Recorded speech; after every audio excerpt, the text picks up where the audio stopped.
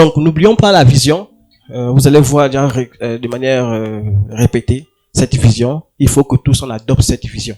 Et la vision, il est simplement en 3 mots. Accroissement, révélation et déploiement. Amen.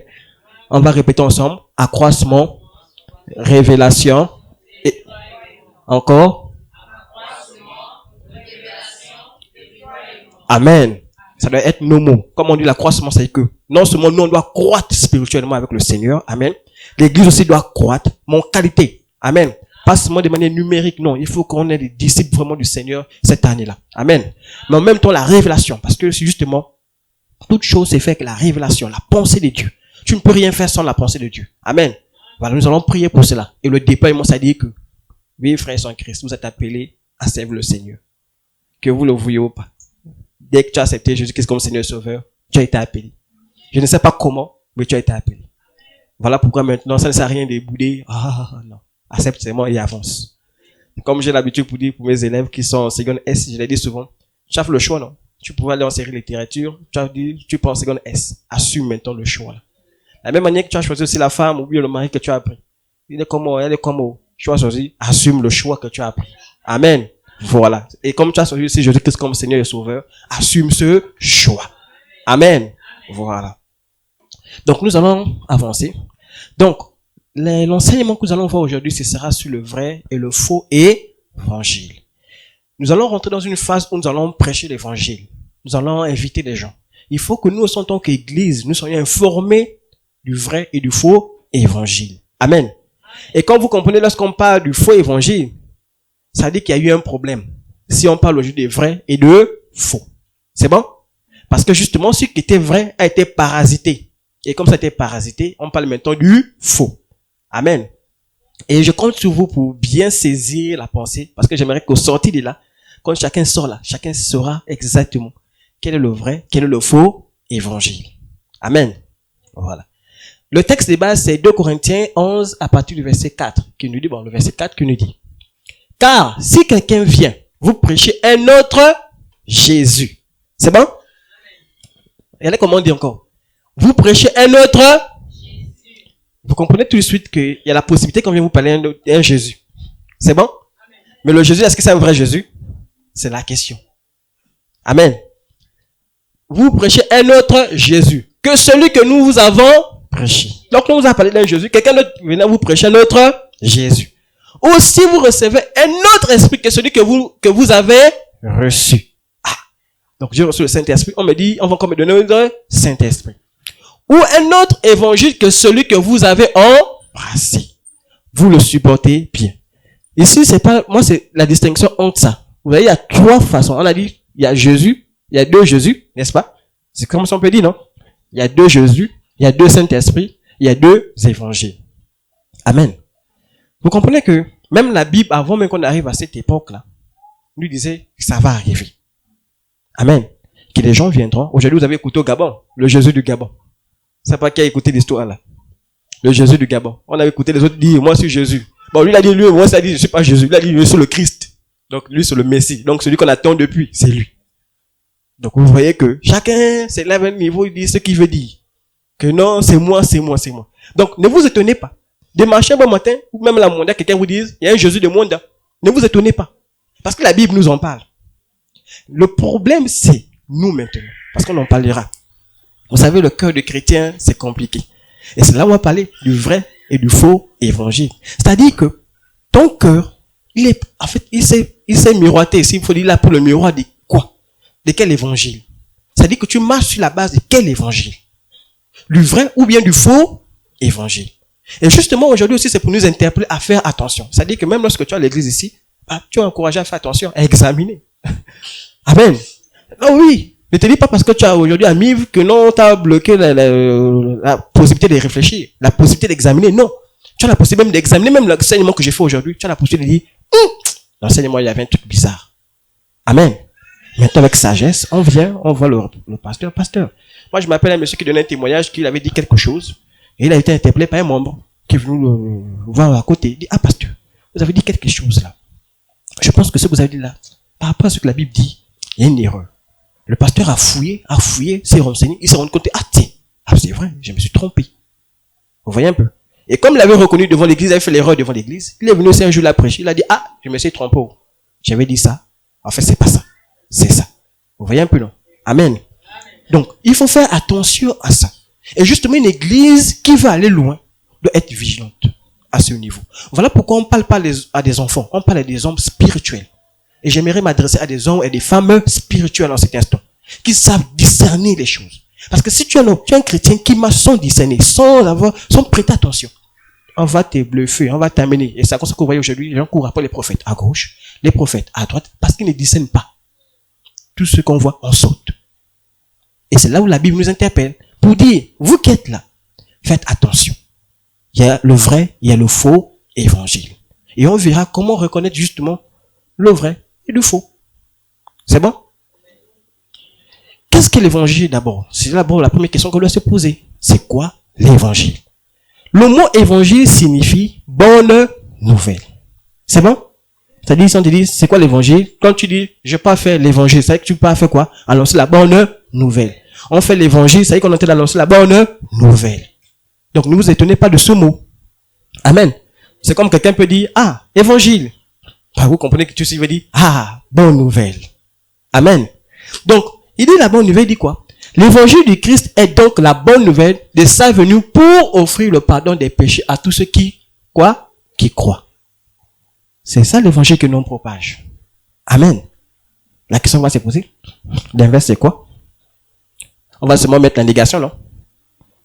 C'est bon? C'est lui le faux évangile. Ce n'est pas celui qui parle. Voilà. Donc, Colossiens 1, verset 13, on nous dit, qui nous a délivrés de la puissance des ténèbres et nous a transportés dans le royaume du Fils de son amour, en qui nous avons la rédemption et la rémission des péchés. Romains 10, 9 nous dit, si tu confesses de toute ta bouche le Seigneur Jésus et tu crois dans ton cœur que Dieu l'a ressuscité des morts, tu seras sauvé. Donc c'est cet évangile-là que nous, on appelle la bonne nouvelle. Amen. C'est parce que tout le monde comprend un peu qu'est-ce que la bonne, l'évangile. Amen. Donc ce mot, c'est pas en vain. Il faut bien comprendre qu'est-ce que je fais. Quand on va dire, allons-y évangéliser par exemple, il faut que je sois conscient de qu'est-ce que je pas fait. Je pars annoncer quelque chose à des gens. J'annonce quoi? La bonne nouvelle. Amen. Depuis le péché du premier homme, donc on connaît qui, non? Le premier homme, c'est qui? C'est Adam. L'humanité est sous la condamnation de Dieu. C'est bon? Parce que, on verra les versets à la suite, sur la condamnation de Dieu, parce que tout le monde enfreint la loi parfaite de Dieu, en commettant le péché. Tout le monde est coupable. Tout le monde est coupable. Donc, ce message de l'évangile, c'est ça. Quand je parle à quelqu'un, je dis, mon frère, nous tous nous sommes coupables. Même si tu n'étais pas là-bas, tu es coupable. C'est bon? La punition du péché est la mort, quoi? Physique, suivie d'une éternité passée dans un lieu de punition. Donc, l'enfer. C'est bon? Cette séparation éternelle avec Dieu est également appelée la seconde mort. Donc, moi, quand je prêche l'évangile à quelqu'un, je passe sur la base de ça. En disant, mon frère, je viens t'annoncer la bonne nouvelle. Donc, cette bonne nouvelle-là, c'est que l'homme, déjà, il y a une mauvaise nouvelle. La mauvaise nouvelle, c'est quoi? C'est que, depuis qu'Adam avait péché là, ça nous colle maintenant. Parce que justement, s'il y a bonne nouvelle, il y a mauvaise nouvelle. Amen. Voilà pourquoi certains, pour annoncer quand on prêche l'évangile, avant de dire la personne la bonne nouvelle, on dit, tu sais qu'il y a une bonne nouvelle. Ah bon? Oui. C'est quoi? Bon, je vais d'abord te dire la mauvaise nouvelle. Avant de te dire la bonne nouvelle. La mauvaise nouvelle, c'est que si tu n'as pas Jésus-Christ, tu pars en enfer. Fin. Et la bonne nouvelle, c'est que Jésus-Christ est venu mourir à la croix pour toi et moi. Si tu l'acceptes, tu n'iras pas en enfer. Ces petits mots-là suffisent pour interpeller quelqu'un. Et souvent avec ma femme, on a cet échange-là, je dis souvent, c'est pas à nous de convaincre la personne de pécher. C'est le Saint-Esprit qui convainc. Tu auras beau faire des efforts. Voilà pourquoi, avant de partir prêcher l'évangile, on fait quoi? On prie, non? Parce qu'on veut que le Saint-Esprit nous accompagne. Le Saint-Esprit convainc tous ceux qui sont devant nous, afin qu'ils comprennent ces petits mots. Amen.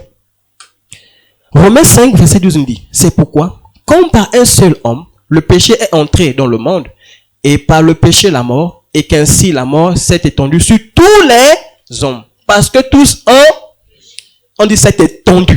Ça veut dire que ça s'est propagé. Jusqu'à ceux qui vont venir, tous sont condamnés dans ce péché. Voilà pourquoi même les enfants, voilà pourquoi nous parents, quand on a des enfants, il faut qu'on soit conscient de ça. C'est pas parce que moi je suis pasteur, je suis diacre, je suis diaconesse, que mes enfants, je dois pas les pousser à aimer Dieu. Non. Je dois faire qu'ils connaissent Dieu, parce que s'ils ne connaissent pas Dieu, là ils sont là. Dès qu'ils ont arrivé à un certain niveau où Dieu estime que ils savent ce qu'ils font, bah, s'ils n'ont pas accepté Jésus-Christ, bah, l'enfer les attend. C'est bon? Romains 3, verset 23 nous dit, car tous ont péché et sont privés de la gloire de Dieu. Donc, ce sont ces versets que je vais expliquer à quelqu'un qui n'a pas encore compris le vrai évangile, l'évangile de Jésus-Christ. C'est ça. C'est quand tu n'as pas Jésus-Christ, tu es privé de Dieu. Dieu ne te connaît même pas. C'est bon? Romains 6, 23 nous dit, car le salaire du péché, c'est la mort. Mais le don gratuit de Dieu, c'est la vie éternelle en Jésus-Christ, notre Seigneur. C'est clair, non? On peut avancer. Matthieu 25, verset 46 nous dit, et ceux qui iront au châtiment éternel, mais les justes à la vie éternelle. C'est bon? Ceux qui iront au châtiment éternel, c'est ceux qui n'ont pas accepté Jésus-Christ, et ceux qui iront à la vie éternelle, ceux qui ont accepté Jésus-Christ de manière sincère. Amen. Apocalypse 20, verset 14 nous dit, et la mort et le séjour des morts furent jetés dans les temps de feu. C'est la seconde mort, comme je disais au départ, que la seconde mort, c'est la séparation avec Dieu, de manière définitive. C'est-à-dire, il y a la mort physique, comme on peut dire, mais dès que tu es coupé de Dieu, c'est fini pour toi. Amen. On va avancer. 1 Corinthiens 15, verset 1 nous dit, je vous rappelle, frères, l'évangile que je vous ai annoncé, que vous avez reçu. Amen. Je pense que vous êtes arrivé là parce que vous avez reçu un évangile. Amen. Il dit donc cet évangile que vous avez reçu, dans lequel vous avez quoi? Persévéré. C'est-à-dire que jusqu'à présent, vous êtes resté accroché à Dieu. Vous n'avez pas dit non, pas de côté, non. Vous avez dit non, on reste accroché à Dieu. Donc vous avez persévéré. Et je peux vous dire félicitations pour ça. Parce que je sais que l'évangile avec Christ n'est pas toujours facile. Qui va me dire depuis qu'il s'est converti n'est pas tombé malade? Qui peut lever la main et me dire, depuis que j'ai donné ma vie à Jésus-Christ, moi la maladie, il n'y avait plus. Parfois même la maladie s'est même empirée. Il y a eu même des situations encore plus compliquées. Mais pourtant tu as donné ta vie à Jésus-Christ, non? On dit, tu as persévéré. Amen. Et par lequel vous êtes sauvés. Donc, l'évangile là, a fait quoi? Nous a sauvés. Si vous le retenez tel que je voulais, annoncer. C'est là où maintenant on commence à voir la problématique. Je reçois un évangile et je le garde tel que je l'ai reçu. L'évangile me dit quoi? Jésus-Christ est venu. Il est mort à la croix pour moi. Il est mort et ressuscité le 3e jour. Et je garde ça, cet évangile-là. Et il est mort pour moi. Il est mort. Et quand il est mort, dès que je l'ai accepté comme Seigneur et Sauveur, je suis sauvé. C'est cet évangile que nous partageons. Que le salut, la Bible dit quoi? Il n'y a aucun autre nom par lequel nous avons la vie éternelle que le nom de Jésus. C'est le seul nom. Or, aujourd'hui au Gabon, vous dites, il y a un autre Jésus. Qu'est-ce qui se passe? Amen. Je vous ai enseigné avant tout, comme je l'avais aussi. Tu as reçu l'évangile. Tu dois le partager à quelqu'un. Tu dois dire l'évangile à quelqu'un. Tel que tu as, n'est pas déformé. N'est pas ajouter autre chose. Tel que tu as reçu l'évangile. Amen. Que Christ est mort pour nous, selon les écrits, donc selon ce que dit la Bible. Qu'il a été enseveli et qu'il est ressuscité le 3e jour, selon les Écritures. Lui dit bien, c'est la Bible qui dit ça. Je n'invente rien. Selon ce que la Bible dit. Et qu'il est apparu à Cépha, puis aux 12, ensuite il est apparu à plus de 50 frères à la fois, dont la plupart sont encore vivants et dont quelques-uns sont morts. Frères sont en Christ. Parmi nous, il y a certains qui verront Jésus, certains ne le verront pas. Certains verront Jésus par vision, mais après, ils partiront. Parce qu'il a apparu, non? À certains frères, non? Qui sont vivants. Comme aussi, je peux vous dire, il y a des témoins, il y a des gens qui sont encore actuellement avec nous, qui ont vu Jésus. Qui peuvent vous témoigner que non, moi j'ai rencontré Jésus. Mais comme il y a nous, certains qui n'ont pas encore vu Jésus, mais qui ont la foi simplement. Amen. Donc vous comprenez qu'en lisant ces textes-là, il y a une problématique qui se pose. Il y a un problème. Qu'est-ce qui se passe? Il parle, parce qu'ils ont dit, je vous ai enseigné, vous avez reçu. Maintenant vous, donnez aux autres. Ça dit qu'attention, il y a la possibilité d'avoir un autre évangile. Amen. Et on va faire un exercice ensemble. Je compte sur vous pour faire les participants. J'ai fait par la publicité d'une marque. J'ai dit, bon, je vais essayer d'illustrer un peu tout ce que je suis en train de dire là, pour qu'on comprenne bien qu'est-ce qu'on entend par le faux évangile. Amen. Et vous allez comprendre vraiment quand vous allez sortir là, juste ce que vous allez savoir, dire, non, là c'est le faux évangile. Ouais, là c'est le vrai. Aujourd'hui, vous voyez quand on achète les habits au marché, c'est plein de marques, hein. On va acheter, on va dire, l'autre c'est les Louis Vuitton, l'autre c'est ainsi de suite. Qu'est-ce qui te fait dire que c'est le vrai? Question. N'est-ce pas? On achète, on a vu la marque, on dit non, donc c'est ça. Mais qu'est-ce qui te fait dire? Il y aura les signes qui vont apparaître. Parfois, d'autres vont te dire, je reconnais que ça c'est l'original, parce que c'est dur. Oui, ça c'est de là, pas vite. Non, ça c'est l'original. Vous voyez un peu? C'est-à-dire, à partir de certains trains que vous allez voir, vous allez dire, ça c'est. Mais le problème c'est que ça ressemble tellement à l'original, que parfois quand tu es au loin, tu ne sais pas. Vous voyez un peu? Je peux prendre un collier, je porte un collier, je vous dis c'est en or. Toi tu vois au loin. Tu vas aussi croire que c'est en or. Or, pour moi, c'est pas l'or, c'est faux. Mais toi, au loin, tu vas penser que c'est de l'or. Et justement, quand vous regardez la marque là, voici la marque. On dit quoi? C'est Adidas, non? Et c'est le symbole souvent qu'on voit sur les habits, les chaussures, les t-shirts, les casquettes, c'est cette marque. Maintenant, je vous montre quelque chose. On va faire l'exercice. Amen? On est ensemble? Ah, c'est écrit quoi? Ah. Si vous regardez au loin, on va penser quoi? Que c'est la même chose que ça, non? Hein? Ça. Même si on voit, mais on va penser que c'est ça, non? C'est-à-dire que quand on les regarde, ils ont à peu près la même ressemblance que ceux qui ici, en vert. Vous voyez un peu? Mais pourtant, on regarde bien, on sent que non, il y a un problème, il y a quelque chose qui cloche. Amen. C'est-à-dire que ça, il ressemble, mais c'est totalement, non, il y a quelque chose. C'est pareil, mais il y a quelque chose qui dérange à l'intérieur.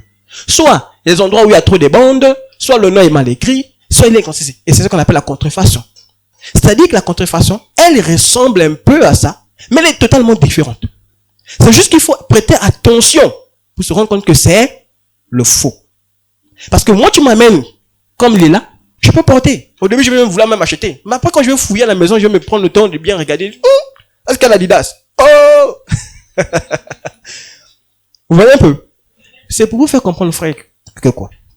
En fait, le vrai et le faux évangile, il y a justement cette parité-là. C'est-à-dire que, quand tu regardes le faux, il a l'apparence du vrai. Or, c'est le faux. C'est-à-dire que l'évangile qu'on te donne, tu as l'impression que, ah oui, il y a du Jésus dedans, mais tu vas sentir qu'il y a des petits détails là qui clochent. Et c'est là où le Seigneur nous appelle à avoir ce discernement-là. C'est-à-dire quelqu'un qui a les problèmes des yeux, il aura du mal à discerner. Parce qu'il a vu 3 bandes, il va dire c'est suffisant. J'ai vu les 3 bandes. Parfois, vous allez voir, on appelle même la marque à 3 bandes. C'est comme ça qu'on appelle cette marque-là. Vous voyez un peu? Donc, il a vu 3 bandes, c'est suffisant pour lui. Or, il a le faux. C'est là où le Seigneur nous interpelle, frères et Christ. Et c'est comme ça que fonctionne le vrai et le faux évangile. Le faux évangile, il est pareil au vrai, mais il a les traçabilités. En fait, il a les choses qui sont floues. Ou bien, du moins, il y a certains trucs qui sont respectés, d'autres ne sont pas. Comme là, vous voyez, il y a les 3 bandes comme là. Mais le problème, c'est qu'ici, ce n'est plus la même chose. Donc, c'est un peu pour vous illustrer un peu le vrai du faux évangile. J'ai omis, parce que j'ai oublié, parmi ça, je voulais vous mettre un autre, mais qui ne ressemble à rien de ça. Parce que ceux-là, ils ressemblent un peu à l'original. Mais il y a ceux-là qui n'ont rien à voir avec l'original. Et là aussi, c'est encore grave. C'est-à-dire que là, même ça, même pas s'il faut appeler faux évangile, ou, je sais pas, autre chose. Je sais pas si on comprend un peu, frère sans Christ. Donc, c'est là où le Seigneur nous interpelle à faire attention. Même lorsque je vais parler à quelqu'un de Jésus, je fais attention à ce que je ne sois pas ici, mais plutôt là où c'est vert. C'est-à-dire que je donne l'original, tel que j'ai reçu. Et c'est à cause de ça que Jésus-Christ a dit, vous là, malheur à celui qui vient construire n'importe quoi sur cette pierre. C'est-à-dire, vous prenez mon nom et vous falsifiez, vous faites maintenant votre propre marque à vous. Mon calcon, c'est que moi j'ai fait. Amen. C'est à cause de ça que vous allez voir. Satan, en fait, si vous regardez tout ce que Satan fait, Satan copie ce que Dieu a mis en place. Quand on dit, il y a le Messie, il y a le Saint-Esprit, il y a Dieu le Père, Satan, il a les mêmes représentations. L'Antichrist, le faux prophète et lui-même. C'est-à-dire qu'il copie ce que Dieu a mis en place. La même manière que Dieu a des serviteurs, des gens qui parlent de sa parole, lui aussi, il a des agents qui parlent de lui, qui fait ça, son évangile à lui. Maintenant, nous, en tant qu'enfants de Dieu, nous devons discerner cela et faire très attention. Parce qu'il y a certains, sans se rendre compte, sont des agents de Satan. Sont des agents de Satan. Voilà pourquoi ne vous étonnez pas. Un jour, tu es là tranquille chez toi, la paix est dans la maison, mais tu verras une vipère va rentrer dans la maison. Quand on dit vipère, ça peut être un homme, une femme, même un frère, même un parent, qui rentre dans ta maison et vient s'aimer tout le chaos. Parfois, il le fait de manière inconsciente, il ne sait pas ce qu'il fait. Mais comme il n'est pas disposé comme toi à recevoir le Saint-Esprit, c'est un agent de Satan. Parce que les païens sont des agents de Satan. Satan les utilise à volonté pour faire le mal aux enfants de Dieu. Je vous ai dit que il y a certains, eux, leur mission, c'est de faire les convoitises à toutes les sœurs. C'est-à-dire qu'ils rentrent dans une église, c'est pour sortir avec toutes les sœurs de l'église. Il ne fait pas de distinction, hein, que tu sois mère, jeune fille, tout le monde. Ils viennent vous séduire. Et si dans l'église, vous n'avez pas le discernement, comme je dis là, vous êtes foutus. Ils déposent la sémence, ils gaspillent l'église. Et ça pardonne tous les scandales. Scandale. Et vous voyez l'église ferme. Pourquoi? Parce qu'on a laissé rentrer la mauvaise sémence. Voilà pourquoi, frère, souvent, avec la vie éternelle, il faut être dur, parfois. C'est-à-dire, il ne faut pas tolérer n'importe quoi. Et c'est ce qu'on va parler. Le vrai évangile ne tolère pas la bêtise. Le vrai évangile ne fait pas les sentiments. Tu es mon frère, tu es ma mère, tu es mon père. Si tu es dans le péché, tu es dans le péché. Je te dirais, tu es dans le péché. Sors de là. Le vrai évangile ne fera pas les sentiments pour dire, on a pitié. Satan n'a pas pitié quand il veut te tuer. Satan n'a pas pitié. Satan, s'il veut te tuer, il te tue. Il ne va pas dire, mais pitié. Ça fait, on a tellement torturé les malades déjà. Laissez. Satan ne fait pas ça. Satan, tant que tu ne te retrouves pas en enfer avec lui, il ne te laisse pas. Voilà pourquoi nous, avec l'évangile, on doit pas se dire, on va faire les sentiments. Voilà pourquoi, frère, ne vous étonnez pas. Nous, quand tu donnes l'impulsité, on va pas être dur, hein, ou bien on va pas te chasser. Mais on sera dur dans la parole. On va te dire, frère, sors de là. Frère, tu es dans le péché, sors de là. Mais aussi tu es là. Et félicitations pour ceux qui résistent. Hein. Oui, moi je suis venu devant, on m'a parlé, on m'a dit, là, dans l'état où tu es là, tu es dans le péché. Si tu restes là, Jésus-Christ arrive, tu pars en enfer. On m'a dit les vérités. Et sur la base de la vérité, j'ai accepté de suivre le Seigneur. Amen. Oh, on va en parler. Ce qu'on appelle l'évangile dilué. Vous savez ce que ça veut dire dilué, non? Ça veut dire quoi? C'était concentré, sucré. On a ajouté un peu de l'eau pour devenir un peu moins sucré. Parce qu'il y a ceux qui ne supportent pas trop le sucre là. Diminuer un peu pour qu'ils arrivent même pas à supporter. Donc, l'évangile tellement c'est dur. Ah oui, hein, frère. L'évangile, c'est pas la joie. Hein. Ah oui. L'évangile, quand tu reçois, boum, on te dit tu abandonnes ça. Tu laisses ça. Rappelez-vous ce jeune homme que Jésus-Christ a dit. Va, vends tout et suis. Il a fait quoi? Il est retourné triste. Parce qu'il savait que c'était bien. Ce qu'on disait, c'était vrai. C'était vrai. Il savait que c'était vrai. Mais Jésus-Christ a été direct avec lui. Il a dit, mon frère, tu veux me suivre? Ça là, laisse, suis-moi. Il est retourné triste. C'est pour vous faire comprendre, frère. L'évangile n'a jamais été facile. L'évangile, ce n'est pas les sentiments. Non. On a compassion. Mais ce n'est pas les sentiments qui poussent l'autre. Si tu as, même la Bible dit, Dieu est clair avec ça. Celui qui aime châtie. Quand tu aimes, tu seras dur avec la personne parce que tu veux que la personne réussisse. Frère, pour être pasteur où je suis là, ça n'a pas été facile. J'ai même parfois un moment où j'étais en colère. On m'a blâmé. J'étais en colère, j'étais fâché. Je ne vous cache pas. Dans ma marche chrétienne, on m'a blâmé. On m'a dit, c'est quoi c'est ça? Ça c'est quoi les deux? On m'a blâmé. Mais frère, je ne vous cache pas. Si ce n'était pas parce que j'avais l'amour de Dieu, il y a longtemps, on ne me connaîtrait même plus pasteur aujourd'hui là. Je me suis accroché. Frère, tu vois comment on te blâme comme un bébé. Tu te demandes, c'est qui me parle même là? Mais vous voyez, tu t'accroches. Parce que tu as compris. Parce que l'évangile te dit, en faisant ça, la vie éternelle t'attend. La vie éternelle t'attend. Si tu restes dans la posture où tu es là, c'est l'enfer. Et on est vrai, frère. Excusez-moi comme je suis un peu grippé. Vous savez, beaucoup de personnes, voilà ce qui se passe dans cette émission, on en parlera, peut-être que je défonce un peu mon thème. Beaucoup viennent avec les caresses dans le sens du poil. C'est-à-dire, on te cajole dans le péché. On te cajole. Frère, tu sais, quand tu te retrouves en enfer, tu penseras à celui qui te caressait. Tu as dit, c'était un méchant. Il était méchant. Il était mauvais. Lui là, il ne m'aimait pas. Mais quand tu seras au ciel, oh, le frère est où? Le frère qui m'a mis au ciel, il est où? Il est où? Tu vas le chercher. Parce que tu reconnais que s'il ne m'avait pas parlé, s'il n'avait pas été dur avec moi, je ne serais pas là aujourd'hui. Amen. Et c'est cet évangile-là qu'on veut tous avoir. Voilà pourquoi nous ne tenez pas. Quand un frère te dit, frère, il y a quelque chose qui ne va pas chez toi. Change ça, sors. Ne te dis pas, il me déteste. Non, il t'aime. Voilà pourquoi il vient t'interpeller. Il vient te dire, frère, l'attitude que tu as, laquelle tu es là. C'est pas ça. L'évangile que l'on a reçu, c'est pas celui que tu as en train de faire aujourd'hui. Là. Amen. On en parlera. Donc, y a-t-il un autre évangile? C'est la question qu'on se pose. Galates 1, à partir du verset 7, nous dit, non pas qu'il y ait un autre évangile. Ah, il dit encore, c'est pas qu'il y a un autre évangile. On comprend? Mais il y a des gens qui vous troublent et qui veulent renverser l'évangile de... Ils veulent. Ça dit que là, dit, il y a des gens de mauvaises intentions qui sont mis dans l'ombre pour vouloir renverser ce qui est bon. Donc la bonne nouvelle, là, il veut transformer ça à autre chose. Vous voyez un peu? Donc il veut transformer. Il dit, mais quand nous-mêmes, quand un ange du ciel annoncera un autre évangile, celui que nous vous avons prêché, qu'il soit quoi? Anathème. Nous l'avons dit précédemment, et je le répète à cette heure. Si quelqu'un vous annonce un autre évangile que celui que vous avez reçu, qu'il soit anathème. Maintenant, c'est quoi l'évangile en question qu'on a entendu parler là? L'autre évangile là, c'est quoi? C'est la question qu'on peut se poser. Parce que moi, je suis à l'église. Peut-être c'est la première église qu'ils ont connue depuis ils vont se poser la question. Mais c'est quoi le faux évangile? Amen. Il va dire, c'est quoi le faux évangile en question? Il est où? Comment je vais faire pour reconnaître? Galates 1, je m'étonne que vous détourniez si promptement de celui qui vous a appelé par la grâce de Christ pour passer à un autre évangile. Cela n'est pas étonnant, puisque Satan lui-même se déguise en ange de lumière. Donc ne vous étonnez pas de voir notre évangile. Parce que tant que Satan est là, il va amener cet autre évangile-là. Est-ce que l'autre évangile a apparu? C'est à cause de Satan. Amen. Maintenant, le faux évangile. Comme je vous disais, l'évangile dilué. C'est bon? L'évangile dilué, c'est que c'est tellement fort. On a dilué. C'est à cause ça que vous voyez souvent, certains prédicateurs, surtout quand les nouveaux arrivent, ils modèrent le message.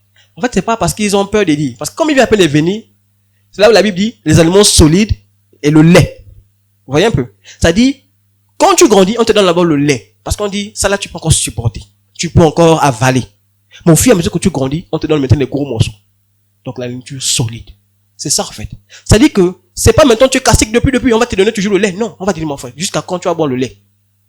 Tu n'es pas un bébé. Tu as grandi maintenant. Bah, il faut que tu prennes des bons morceaux.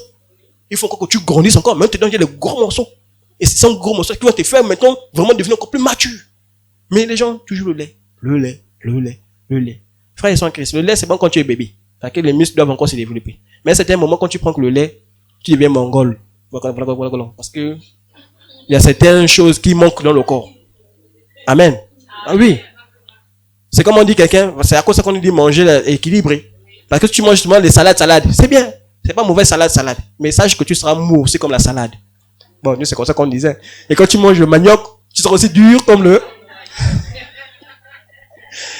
Amen. Donc, un évangile dilué minimise des aspects essentiels tels que le péché. C'est bon? Ça dit qu'on va pas vous parler du péché. Tu es à l'église, on te parle, tu es dans ton péché, on te dit jamais, oh, vous êtes dans le péché. On ne vous parle pas de ça. Ça dit qu'on va parler de Jésus comme Seigneur. Mais tu es dans le péché, on ne va jamais te parler du péché. Tu as même servi le Seigneur dans le péché. Parce qu'on n'en parle pas.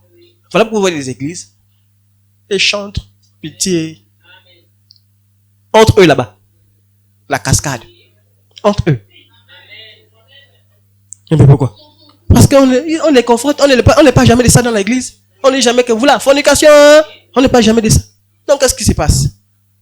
Pardon? Il s'est arrêté. Ok.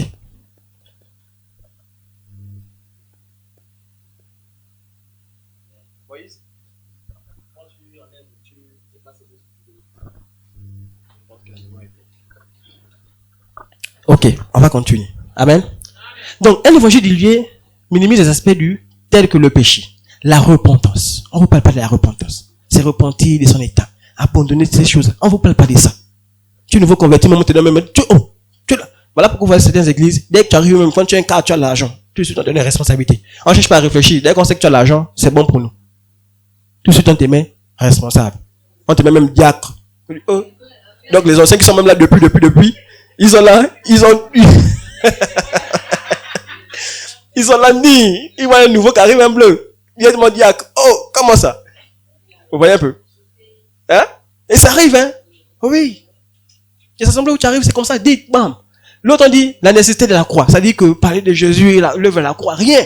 C'est un message de confort qui évite les vérités difficiles pour attirer plus de... On veut remplir l'église. Waouh!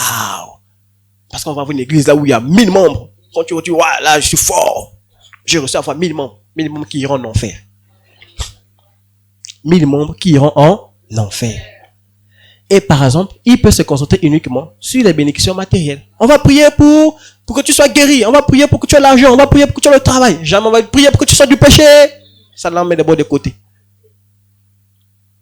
On va prier pour ceux qui veulent le mariage. Allez, prions.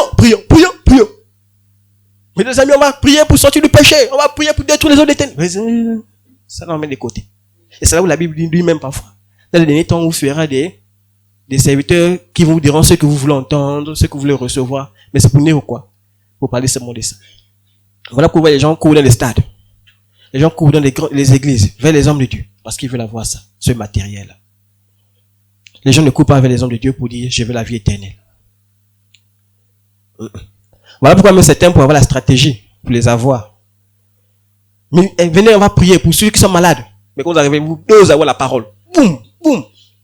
Parce qu'il a dit, bon, quand vous venez par rapport au matériel, mais non, vous devez avoir la parole. C'est après maintenant, on va prier pour ceux qui sont malades, venez, prions. Mais avant ça, il t'a d'abord dosé la parole.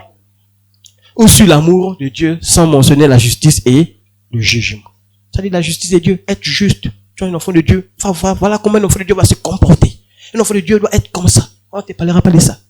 On va te dire, bon, ok, tu as 2 enfants. L'enfant, c'est ci. Voilà comment il faut se comporter par rapport à ça. Tu as ton mari. Comment il faut se comporter avec ton mari. On ne te parlera pas de ça. On te parlera. Tu veux les enfants? Viens, on va prier. Tu veux le travail? Viens, on va prier. Mais après, c'est l'enfer.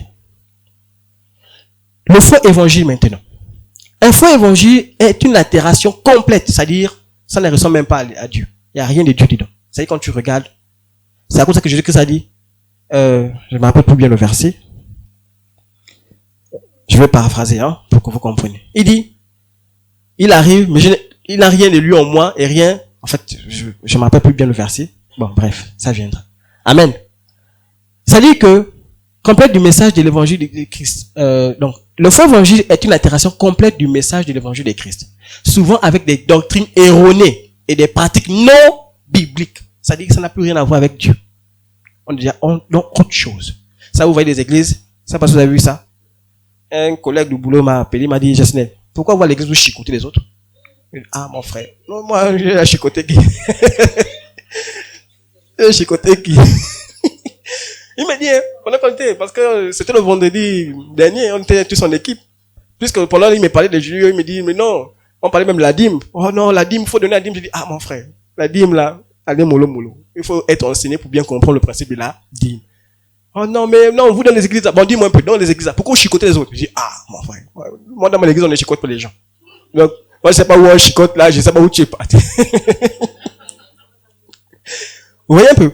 C'est-à-dire que ce n'est pas biblique. Dans la Bible, c'est où écrit où on chicote les gens. Mais ils prennent. Parfois, certains n'arrivent même pas à faire le lien entre l'Ancien Testament et le Nouveau Testament. Qu'est-ce que le Nouveau Testament a apporté à l'Ancien Testament? C'est-à-dire, comment doit maintenant se comporter dans la transition là? D'autres sont restés dans l'Ancien Testament. Ils ne sont jamais venus au Nouveau Testament. Ils sont restés dans l'Ancien, ils sont que là-bas. Depuis on arrive au Nouveau Testament, pour eux, ils sont pourquoi arrivés? Ils sont toujours dans l'Ancien Testament. Voilà pourquoi vous allez voir des pratiques à un moment on se pose la question, frère. Oui, peut-être c'est dans la Bible, mais est-ce que le Nouveau Testament, là où Jésus-Christ est arrivé, il fait encore ça? Parce que nous, notre évangile est basé sur qui? Jésus. Donc nous, on marche sur la base de ce que Jésus-Christ a fait. Tout ce qu'on fait, c'est ce que Jésus-Christ a fait. Voilà pourquoi il a dit, celui qui veut me suivre, porte ça, parce que lui, il est passé par la croix. Il dit maintenant, moi je suis levé mes souffrances, je suis venu avec la croix, tout. Voilà. Tu aussi, suis-moi avec ça. Tu as tes problèmes, non? Il n'y a pas les problèmes. Suis-moi avec tes problèmes. Amen. Galates 1, verset 6 à 7 nous dit, je m'étonne que vous détournez si promptement de celui qui vous a appelé par la grâce de Christ pour passer un évangile. Non pas qu'il y ait un autre évangile, mais il y a des gens qui vous troublent, on a lu ça, qui vous troublent et qui veulent renverser l'évangile de Christ. C'est-à-dire qu'ils te renversent totalement. Et je me rappelle, pendant que je parle de ça, je me rappelle, je vous avais dit qu'un songe que j'avais eu à faire, pendant que je faisais le songe, c'était une course. c'est après que j'ai compris la révélation de ce songe-là. Le songe me montrait que je faisais la course entre moi et mon cousin. Quand on faisait la course, vraiment, quand on court là, c'est quand je dis c'est la jungle, hein. Quand on voyait la jungle, on court en escalade, les arbres, on court jusqu'à ce qu'on arrive au village. Et j'ai gagné la course en question. Quand j'arrive dans la course, maintenant les parents arrivent, viennent me voir, me disent, Jacinel, tu es le champion. Maintenant, il y a une récompense pour toi. La récompense, c'est quoi? Il m'a dit, non, tu pars, tu vois, tu suis la route de la forêt. Tu suis tout droit. Tu vois un peu? Ça dit une piste de la forêt qui mène à la forêt. Non, tu suis cette piste-là. Tu vas arriver, et à l'intérieur, tu vas voir un Jésus. Il y a un Jésus dans la forêt. Oui, c'est un Jésus. Tu vas voir Jésus là-bas. Il commence à voir, non, c'est un fétiche. Un Jésus en forme de fétiche. Dans le départ, mais c'est maintenant, après un moment, je me rends compte, bon, ok. Comme ils ont dit Jésus, parce qu'ils savaient que moi, à ce moment-là, Jésus, c'était là. Rien d'autre n'est passé avant Jésus. C'était Jésus la solution. Donc, ils passent par, et c'est là où parfois beaucoup sont eus. Comme ils aiment Jésus, on va dire non. Tu vois le marabout qui est là-bas. Il prie aussi, hein. Il prie. Il connaît Dieu. Et il parle à l'église aussi. Regarde la seule là. Elle est à l'église, non, tu vois pas. Elle parle à l'église. Ah non. C'est comme ça qu'on gagne beaucoup des enfants de Dieu. Donc, il me montre, il me dit non, vas-y. J'étais sur le chemin en train de partir. C'est le moment où j'ai eu la pensée, tac. Non. Ça là, c'est pas clair. J'ai dit, la personne m'a dit, tourne-toi un peu. Je me suis retourné. Quand je regarde, une association des féticheurs. C'est-à-dire, leurs vêtements ont changé d'apparence. Ils étaient maintenant habillés comme les Ngangas, comme on voit là. Les tradis praticiens là. C'est-à-dire, ils étaient habillés pareil. Je dis, oh, tu as vu? Et c'est pour ça que je me suis retiré. C'est pour faire comment le frère? Satan passera par le faux Jésus pour vous avoir. C'est à cause qu'on nous interpelle, oh, pour dire, frère, oh, les bons l'évangile que tu as reçu là, n'atteins pas ça, ne change pas ça. Garde ça bien, précieusement. Voilà pourquoi la Bible dit, c'est une folie pour celui. Parce que les autres ne comprendront pas. Toi, tu as reçu cet évangile là, garde ça. Amen. Non pas qu'il y ait un autre évangile. Bon, un faux évangile peut prêcher un autre Jésus, comme je disais. Ça dit qu'on va vous parler que non, c'est Jésus, nous c'est Jésus. Mais c'est pas Jésus. Ça n'a rien à voir avec Jésus. Qui ne correspond pas au Jésus des Écritures. La preuve, même aujourd'hui, on connaît beaucoup qui s'appelle Jésus, non? Dans ce monde-là. Les footballeurs, moi je connais beaucoup les footballeurs qui s'appellent Jésus. Donc, il y en a plein. Mais c'est quel Jésus qu'on parle? Amen.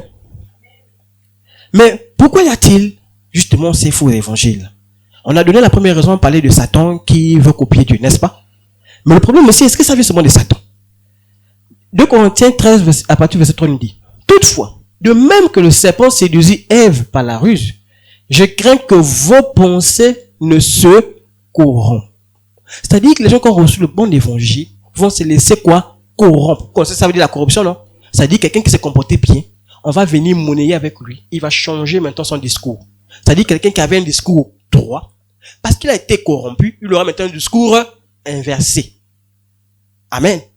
Il dit, il va venir. Mais à cause de quoi? De vos pensées. Donc, nos pensées là. Voilà pourquoi il faut stabiliser. La Bible dit, stabilise ton cœur là. Garde ton cœur plus que toute autre chose. Garde. Si tu ne gardes pas ton cœur, Satan va venir corrompre ton cœur. Et c'est pas pour rien que je vous ai mis cette image de couple là. C'est-à-dire un couple pour interpeller tout le monde. C'est-à-dire l'église, c'est comme l'homme épouse sa femme. C'est bon? C'est comme la femme épouse l'homme. C'est-à-dire, aujourd'hui, la vie chrétienne, c'est comparé à ça.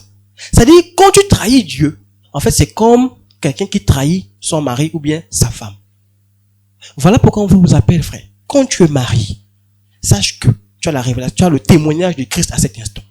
C'est-à-dire ton témoignage, l'amour, c'est-à-dire la fidélité que tu as pour ton partenaire, pour ton mari, pour ta femme. Ça reflète ce que tu es pour Christ. Amen. Donc cette fidélité-là, on doit la voir, on doit la sentir. Or, beaucoup à cause du cœur qu'ils n'ont pas préparé, se laisse quoi? Corrompre. Se laisse corrompre. Amen. Donc, il faut qu'on fasse attention. Car, si quelqu'un vient vous prêcher un autre Jésus, que celui que nous avons prêché, vous le recevez quoi? Et si vous recevez un autre esprit que celui que vous avez reçu, ou un autre évangile que celui que vous avez embrassé, qu'est-ce qui se passe? Vous le supportez fort bien. Ça dit que vous l'acceptez. Vous acceptez facilement. Oh non, l'église là-bas, on est trop dur avec nous. Et c'est pour ça que vous avez vu certains sont arrivés ici.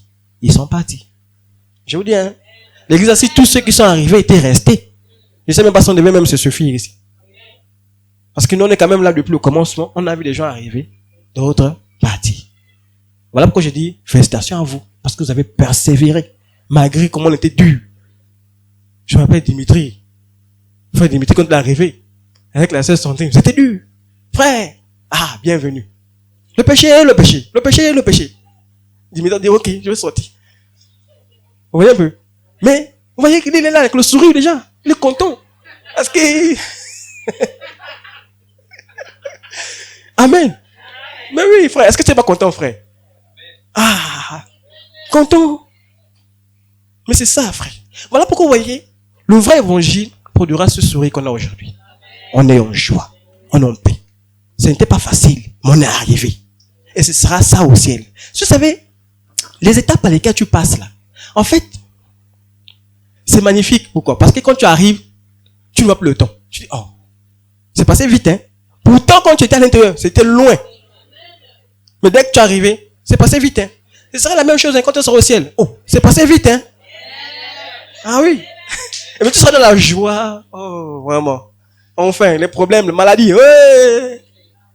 Et si en paix. Vous voyez? Et c'est ça ta attitude, frère. Le vrai évangile te produira ça. Le vrai évangile t'amènera dans la joie éternelle. Tandis que le faux évangile t'emmènera dans la tristesse, la souffrance éternelle. Amen. 2 Timothée 4, verset 30 dit, car il viendra un temps où les hommes ne supporteront pas la scène. Voilà pourquoi vous voyez que les gens se sont déguisés. Ça y est, quelqu'un il va dire, comme les gens n'aiment pas trop quand on leur dit péché là, moi je vais créer mon église. Comme ça là-bas je dis, non, tu peux vivre en fornication. Il y a même d'autres, on vous dit, clair et net. Non, vous pouvez d'abord rester ensemble. Faites vos choses. Au moment venu, quand l'argent viendra, vous allez vous marier. Oui, on te dit ça clair et net. Non, restez. Au moment où vous venez à l'église, nous ça ne nous dérange pas. C'est bon. Restez comme ça. Frère, moi quand on m'a dit, vous te mariez, je n'avais aucun espoir même de trouver un emploi. On m'a dit, il faut te marier. J'ai dit, Seigneur. Je vais me marier en long combien? Je n'avais aucune idée. Parce que, frère, on ne va pas se voiler. Le mariage, même si les chrétiens, tu sais qu'on va te demander beaucoup d'argent. Mais je n'avais rien, pas un salaire, rien. Je commence à réfléchir comment je dis, Seigneur. Mais c'est sur la base de la foi, frère. C'est la foi. Je dis, Seigneur, tu as demandé, j'exécute, mais je te fais confiance. Et par obéissance, Dieu a ouvert les portes. Amen. Mes frères, si j'avais suivi le mauvais évangile, vous pensez que je serais là devant vous? Je pense pas. C'est parce que justement, on m'a parlé du vrai évangile. Et j'ai écouté le vrai évangile. Et je suis parti. C'était pas facile. Je suis arrivé. C'est le cas aussi pour toi. Il faut que tu arrives jusqu'à la fin. Malgré que Satan vienne te proposer des choses. Toi, garde ton cœur. Ne te laisse pas embarrasser. Non, laisse ça. Dis, je fais confiance à Dieu. Même lorsqu'on te torture, lorsque quelqu'un te fait du mal, dis non, je fais confiance à Dieu. Amen. Les frères en Christ, dans la Bible, ont suivi la persécution. Vous pensez qu'il ne peut pas se défendre. Il ne peut pas créer une armée où ils se battent aussi. Mais ils fouillaient seulement. C'est-à-dire, pendant qu'on les attaquait, ils fouillaient. On les cherchait, ils fouillaient seulement. C'était quand ils ont été attrapés, qu'on comprenait comme ils sont morts. Tu as mal au cœur, tu dis, attends, finalement, ils ont servi qui? Comment les attaques font le tuer de cette façon? Ils étaient tués, vraiment, c'était tués. Mais à cause de quoi? De ce vrai évangile. Parce que ce vrai évangile-là fait mal. Ce vrai évangile-là, c'est une puissance de Dieu. Quand elle descend, elle change tout le monde. C'est à cause de ça que moi j'ai dit, dès que je suis pris chef de mon entreprise où je suis, je ne vous cache pas, tous ceux qui seront avec moi, c'est l'évangile. Je vais dire, dans mon équipe, là, tout le monde se soumet. Peut-être que je ne t'oblige pas, mais chaque fois qu'on se retrouve, l'évangile. Parce que je suis le chef. Parce que je sais que, avec Dieu, là où je suis, ça va marcher. Parce que je fais confiance à Dieu. Et pour que Dieu intervienne encore, j'embarque tout le monde. Et c'est cette capacité-là, justement. Vous savez, c'est pas facile, quand je dis, arriver dans une entreprise qui ne te connaît pas. Mais tu viens commencer, allez, Jésus. Je sais pas, peut-être vous les enseignants, vous avez des élèves devant vous. Mais parfois, tu sens que tu as envie de parler de Jésus. Mais tu regardes l'administration. Bon, maintenant, c'est que la foi, comme je disais. C'est question de foi. Amen. Là où tu travailles, être capable de dire à quelqu'un, dans ta vie, à Jésus. Amen. Ayant la démangeaison d'entendre les choses agréables.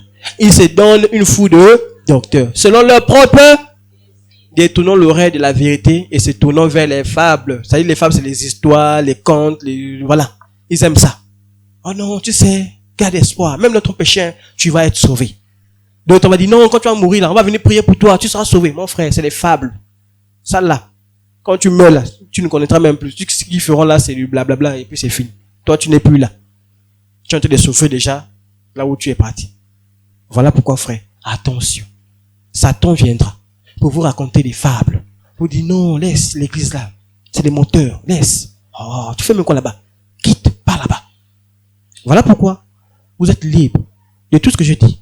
Vous êtes libre. Et on en parlera dans les étapes. Comment faire pour reconnaître une église? Comment faire pour que je ne me laisse pas embarquer par une église? Amen.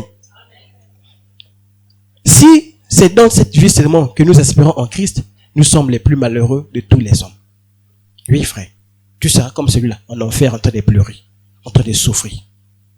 Parce que la preuve, frère, dites-moi un peu. Les gens qui ont voulu faire la vie de ce monde-là, leur finalité aujourd'hui, quand tu écoutes leur histoire, c'est quoi?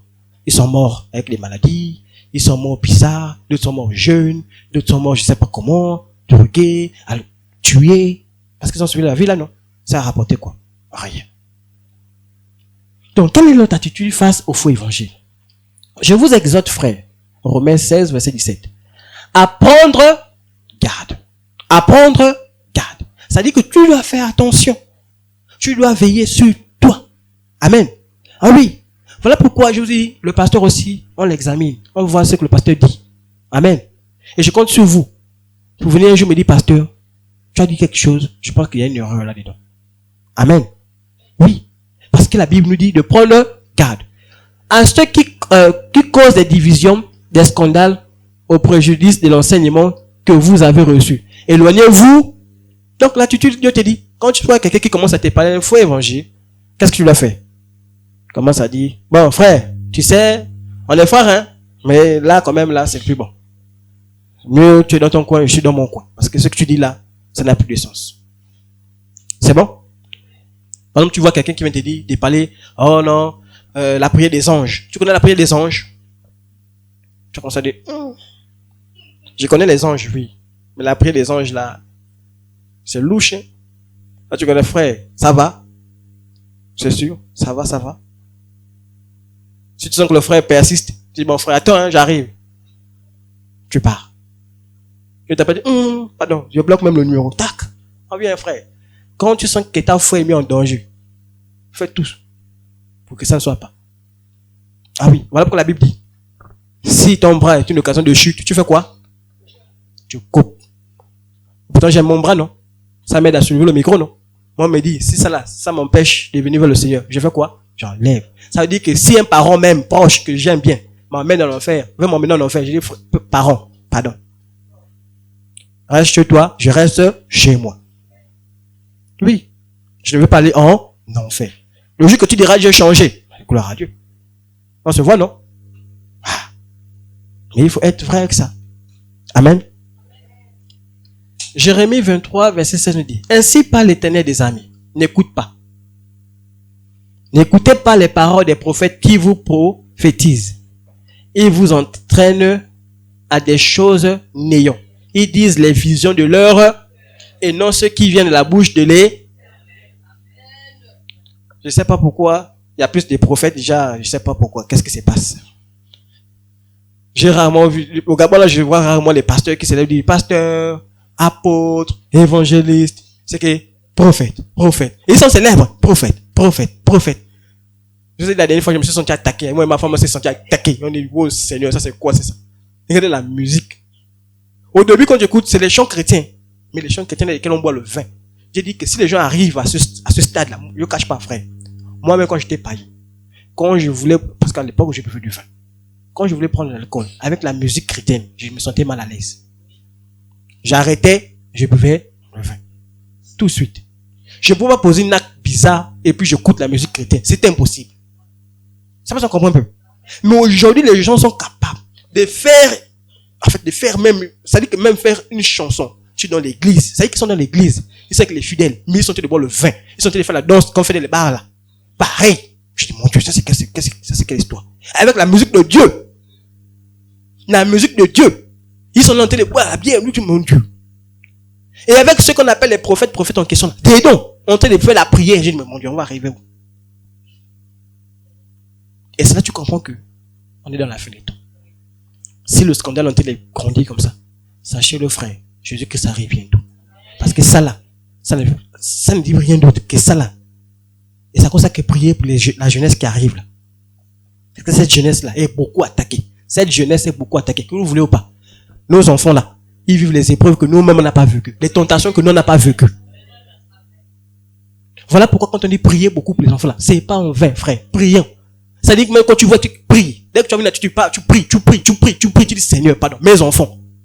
Parce que ce monde-là, actuellement là, la jeunesse est livrée, dans tous les sens, livrée. À l'école, l'enfant n'est plus en sécurité. Alors qu'à l'époque, l'enfant, quand tu le poses à l'école, tu es même content. Tu es au moins là-bas, il va recevoir quelque chose. Aujourd'hui, même les enseignants ne sont plus crédibles. Mais vous, voilà pourquoi, frère, ce qui nous reste là, c'est la prière. C'est la prière. L'âme que Dieu nous a donnée. Prions pour les enfants. Prions pour la jeunesse. Tes enfants, un moment le soir, tu te réveilles, tu poses les mains. Au nom de Jésus, je brise tout ce que Satan planifie. Je brise. L'enfant rentre de la maison. Vous savez, il y a un serviteur de Dieu dans la Bible. Je sais pourquoi j'oublie toujours les versets. Lui, à chaque fois, il priait pour ses enfants. Parce qu'il disait, je ne sais pas ce qu'ils ont fait. Je prie quand même pour mes enfants. Et je demande pardon à Dieu pour mes enfants. Parce que je ne sais pas qu'est-ce qu'ils ont fait quand ils sont sortis. Ça dit qu'un parent, quand l'enfant rentre, automatiquement, je prie pour mes enfants. Tu sais, l'enfant sort, il y a beaucoup d'images. Je vous ai dit que les enfants sont tellement soumis à beaucoup de choses. Aujourd'hui, les gens n'ont plus honte. Je vous ai dit que moi, quand je pars au marché, je me sens toujours mal à chaque fois que je pars au marché. Quand je pars, je fais tout. J'achète vite, je sors vite. Les sœurs ne s'habillent plus correctement. Les hommes ne s'habillent plus correctement. Tout le monde s'habille avec les habits qui servent le corps. On se pose la question, on va aller où avec tout ça? Il n'y a plus de... En fait, la honte, la gêne d'être devant les gens dénudés, il n'y a plus. La grâce qu'on appelle les plages ici. Je vais vous dire la vérité. C'est une grâce. Ça, on avait la plage, frère, sœur.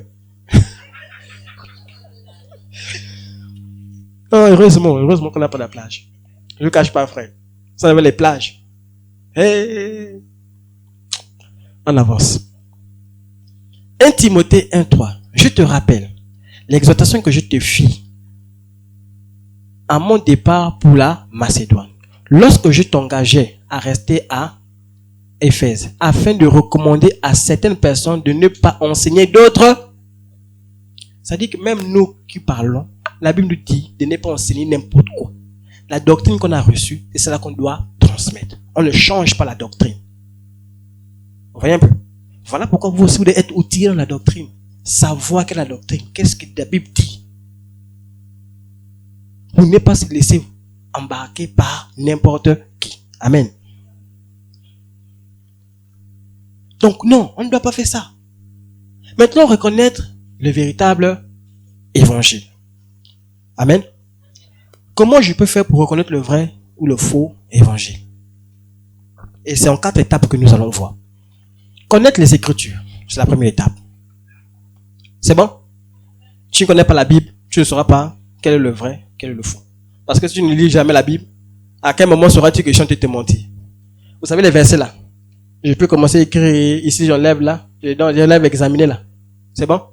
Je me dis, et parler beaucoup avec le pasteur. C'est bon? Je change un endroit et je modifie, je dis, faut donner l'argent au pasteur. Comme tu ne lis jamais la Bible, tu vas faire quoi? La Bible a dit non? Donner l'argent au pasteur. Ben voilà. Et c'est là que tu te retrouves manipulé. Oh, la Bible ne te dit pas ça. Et la Bible dit, chaque jour, tu donnes l'argent au pasteur. Voilà toi maintenant esclave. Comme elle a dit, faites ce que la Bible dit, non? Voilà, esclave. Coincé. Et coincé. Et c'est là que tu commences à pleurer. Je ne sais pas. Depuis que j'ai donné ma vie à Dieu là, je ne sais pas, je n'évolue plus, je ne progresse pas, je souffre seulement. Mais qu'est-ce que s'est passé? Tu lis la Bible, ce qu'on te dit de faire à l'église, est-ce que tu as compris? Et Dieu a dit, mon peuple, parce qu'il lui manque la connaissance. Et voici l'attitude que nous devons avoir. Acte 17, verset 11. Ces Juifs avaient des sentiments plus nobles que ceux des Thessaloniques. Ils reçurent la parole avec beaucoup d'empressement. C'est qu'ils étaient contents. Quand tu prêches, après ils sont contents. Oh, un frère qui nous parle. Oh, nous nous comptons. C'est bon? Midi. Et ils examinaient chaque jour les Écritures pour voir si ce qu'on leur disait était exact. Tu me dis quelque chose? Ok. Est-ce que dit la Bible? La Bible dit ça. Tu vas me dire ceci, ok. Est-ce que la Bible dit cela? Amen. Donc, c'est très important, frères et sœurs en Christ. C'est très important. Voilà pourquoi on a mis le jour de mercredi pour dire méditation personnelle. C'est-à-dire que c'est pour vous encourager à lire la Bible.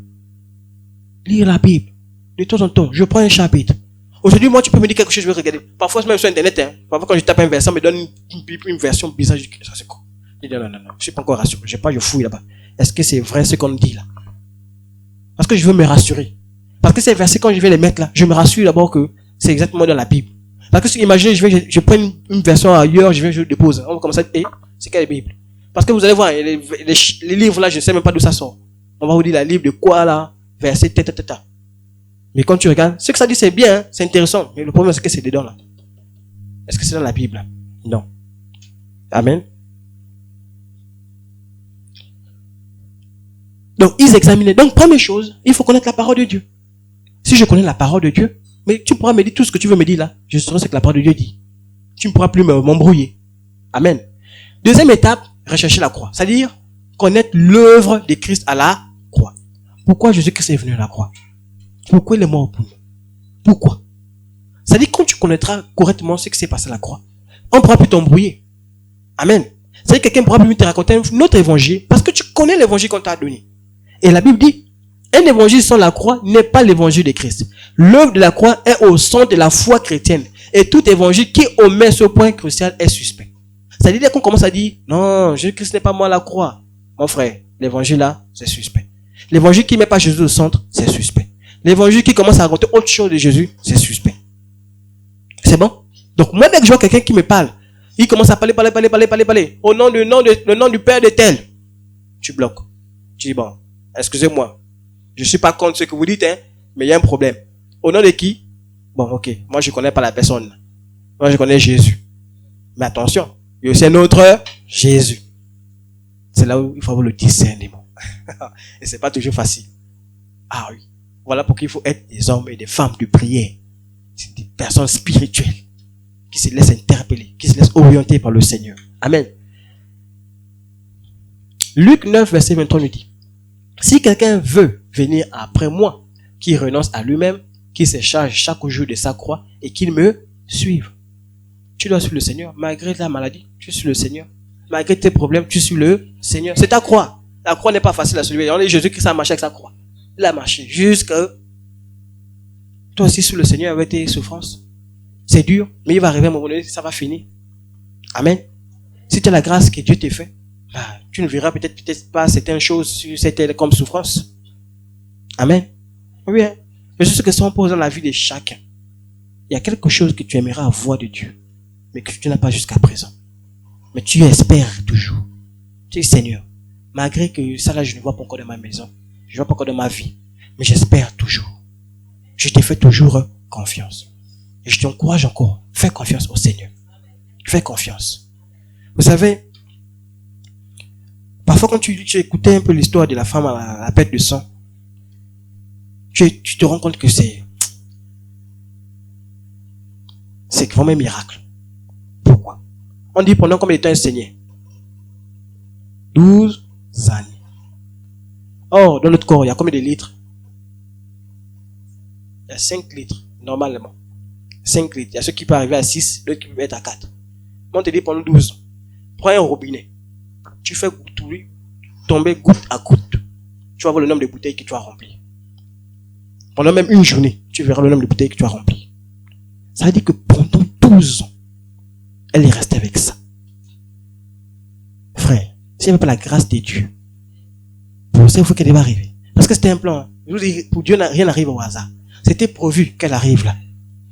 Son miracle arrivait. Il a fallu 12 ans pour qu'elle arrive là. On est là à tout faire ce qu'elle voulait. Elle est partie voir qui? Elle est partie dépenser. On dit qu'elle avait tellement d'argent qu'elle a dépensé. Mais c'est de ce jour-là qu'elle a reçu la grâce. Regardez un peu. C'est pour dire, frères et sœurs en Christ, parfois les problèmes, non. Il a dit, ça là, c'est pour ma gloire. Reste calme, attends. Et un jour, tu viendras rendre témoignage ici. J'avais ça. Dieu m'a fait grâce. J'avais ce petit problème qui restait là. Dieu m'a fait grâce. Amen. Aujourd'hui, on a le témoignage de cette femme, non? C'est même l'un des meilleurs témoignages, hein. Ça part partout, le témoignage. Si tu dis à quelqu'un, même païen, il va savoir que oui, je connais le témoignage là. On rend aujourd'hui le témoignage de cette femme. On rend son témoignage aujourd'hui. Toi aussi. Voilà pourquoi ne parlez pas fort, pardon. Quand vous donnez votre témoignage, parfois on s'en sert un peu pour prêcher la parole. Amen. On va dire, oh, le pasteur là aussi. Lui, je ne vais plus jamais dire les choses, hein. Quand je dis, il prend déjà pour faire la prédication. Non. C'est juste que le témoignage est tellement fort, parlons, que ça peut aider quelqu'un. Là, par exemple, je fais ce témoignage, peut-être en direct. Quelqu'un là-bas un jour, il écoute la prédication. Ah, j'ai écouté le témoignage d'un homme, un jeune pasteur. Je vais vous parler de son témoignage. Voici par quoi il est passé. Il étudiera. Si les gens sont sauvés, gloire à Dieu. Amen. Le plus important, c'est quoi? Que les gens soient gagnés à Dieu, non? Voilà. Si quelqu'un veut, donc c'est ça en fait, qu'il annonce et sur Jésus-Christ. Amen. Étape 3. Discernement spirituel. Là maintenant, on te dit, essaie un peu de grandir encore. Avant, c'était la Bible. Tu lis la Bible, tu comprends. Amen. C'est bon? L'autre, c'était, prends tes problèmes là, marche avec ça. Ça, c'est facile. C'est encore le niveau, tu es débutant, tu prends, voilà, j'ai mes problèmes. Ok, j'accepte que c'est encore facile. Mais il arrive à un niveau où tu dois monter d'un cran. Là maintenant, on passe le plan spirituel. C'est-à-dire, à un moment donné, tu ne dois pas rester bébé. Non, tu dois grandir spirituellement. C'est-à-dire, tu dois arriver à une dimension où tu sens que le Seigneur t'oriente, le Seigneur t'interpelle. Dès que tu vois un petit signe, tu arrives à détecter, ça c'est suspect. Moi, chez moi, avec ma femme, il arrive parfois comme ça. Dès que je fais un son directement bizarre sur ma femme, tout de suite, on passe en saison des prières. C'est-à-dire, chaque soir, prière. J'impose les mains. Pourquoi? Parce que j'ai le songe que j'ai eu là, n'est pas simple. Vous voyez un peu? Mais comme, en tant qu'homme de Dieu, homme spirituel, je dis ça, je dis non. Comme c'est pas simple, je prie pour ma femme. Amen. La même année, tu peux recevoir, tac. Ah, j'ai reçu un songe où mon enfant, je sais pas, faisait quelque chose. Tout de suite, je dis ça. Je ne reste pas bête que vous dites, non, ça va aller. Non, frère, ça va pas aller. Prie. Parce que tu sais pas ce qu'on t'a dit là, on t'annonce quelque chose. Mais en détournant les plans de Satan là, c'est pas que tu rentres dans la prière. Amen. Beaucoup de faux prophètes et enseignants utilisent des signes et des miracles pour tromper.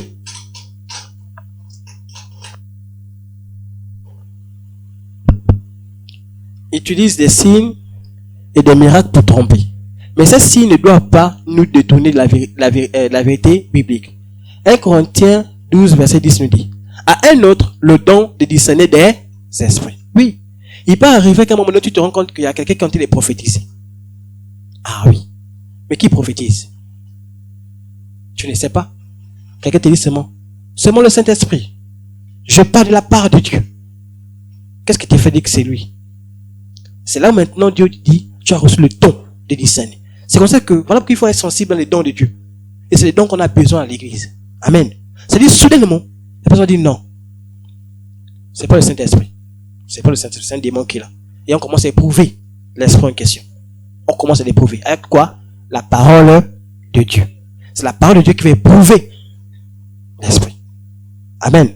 Tu éprouves. Oui, dis ça. Est-ce que c'est ça? On éprouve l'esprit. C'est le discernement. Voilà pourquoi je dis quand tu as un songe, tu as un truc spirituel. Non, on s'en balle pas vite. Voilà pourquoi les gens qui marchent avec les visions, attention. Parce que si tu marches avec les visions, Satan sait que tu aimes les visions. Il va dire, ok, comme elle aime les visions, ou bien elle aime les visions, je donne les visions.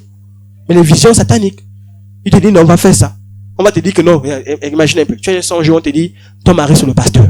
Mais le pasteur, tu sais qu'il a sa femme. Comment on va te donner cette vision? Et toi, derrière, tu dis, oh. Donc, c'est voilà, hein, et tu commences à faire les plans. Tu rentres dans le plan de Satan. On est d'accord, non? Non. Tu rentres dans le plan de Satan. Oh non, Dieu m'a dit. Dieu t'a dit où? Donc Dieu encourage la fornication. Dieu encourage l'impudicité. Dieu t'a dit ça où? Où? On voit un peu. Mais quand tu sens que c'est répété, tu commences à prier. Ça dit qu'il y a un esprit qui est en train de tourner.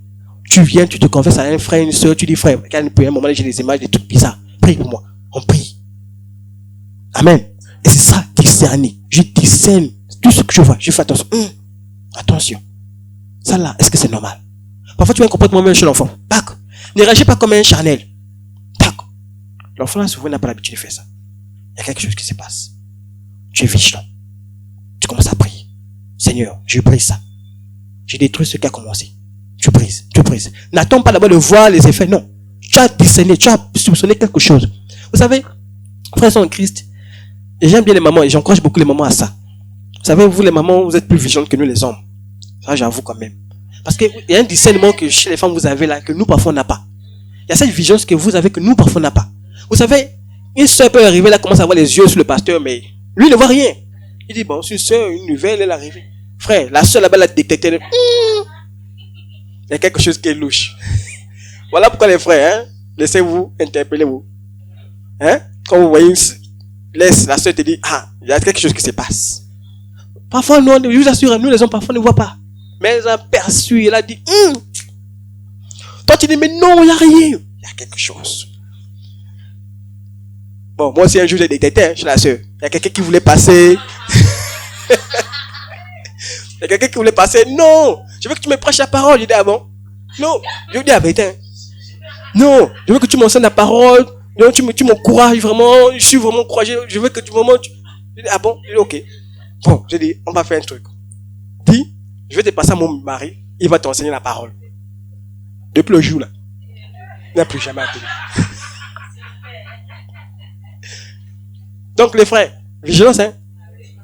Hein, les frères, ne dormez pas aussi. Ne dites pas que non. Vigilance. Quand tu vois un collègue au travail qui commence à dire, tu dis, il a des souris là, ça dit quelque chose. C'est pas bon. Je ne veux pas les souris là. Amen. Donc frères en Christ, sœurs en Christ, c'est ce qu'il faut avoir. Il faut discerner. Je discerne. C'est pas que je dis l'autre est méchant, l'autre, non. Je discerne. Et quand je vois, j'interpelle. Ma femme souvent m'interpelle quand je sens que je commence un peu à trop négliger la prière. Elle me dit, chérie, j'ai l'impression que tu négliges un peu la prière. Vous voyez un peu. Mais souvent quand on te dit ça, ça ne fait pas plaisir. Hein, parce que la chair réagit. La chair te dit, hé, Seigneur. Mais tu sais quand t'as dévoilé quoi. Quand on t'a dit, on a soupçonné. Tu fais, et c'est bien. Parce qu'après ça, tac, tu te remets en cause. C'est vrai. Je reconnais quand même qu'il y a quelque chose qui ne va pas. Amen. Et voilà pourquoi je dis, frère, sœur, soyez sensibles à l'interpellation. Vous savez, quand je commençais avec le Seigneur, je n'étais pas toujours d'être mon bas. Il y a parfois les petits péchés qui rentrent dans ta vie. Mais c'est un frère qui va t'interpeller parce que le petit péché là commence à te ruiner. Il y a un qui va te discerner que, il y a mon frère ou même ma sœur. J'ai l'impression qu'elle a été faiblie. Ils ont été faiblis. On va venir, tu vas voir un frère, soudainement on va venir t'interpeller. Frère, ça va? Je te sens un peu ramolli. Je te sens un peu froid. C'est quand le Saint-Esprit envoie quelqu'un qui t'interpelle comme ça. C'est l'occasion.